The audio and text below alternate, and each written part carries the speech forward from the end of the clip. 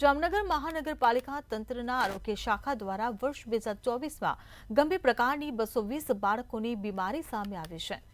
જામનગર શહેરમાં આરોગ્ય શાખાએ 334 શાળાઓ, હાઈસ્કૂલો તેમજ 337 આંગણવાડીઓ મળીને કુલ 1,74,451 બાળકોની શાળા આરોગ્ય તપાસણીનો વર્ષ 2024ના એપ્રિલ માસથી પ્રારંભ કરવામાં આવ્યો હતો, જેમાં 220 બાળકોને ગંભીર પ્રકારની બીમારીઓ સામે આવી હતી। તો અમુક વાલીઓએ પોતાના ખર્ચે તો અમુક વાલીઓ બીમારીના ખર્ચને પહોંચી ન વળતા તેઓને સરકાર મારફત સારવાર કરાવવામાં આવી છે, જેમાંથી અમુક બાળકોની સારવાર ચાલી રહી છે તો અમુક બાળકો સંપૂર્ણ સ્વસ્થ થયા છે।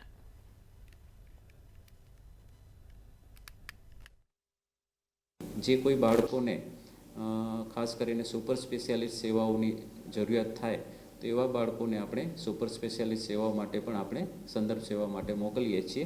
અને એ અંતર્ગત અત્યાર સુધીમાં હૃદય રોગ માટે આપણે 125 બાળકો, કિડની માટે 35 બાળકો, કેન્સર ડિસીઝ માટે 35 બાળકો, થેલેસેમિયાના 2 બાળકો, કોક્લિયર ઇમ્પ્લાન્ટના 2 બાળકો અને બીજા અન્ય રોગોમાં 21 બાળકો, એમ મળીને ટોટલ એમાંથી 220 જેટલા બાળકોને આપણે સુપર સ્પેશિયાલિસ્ટ સેવા માટે આપણે સંદર્ભ સેવા માટે મોકલેલા છે।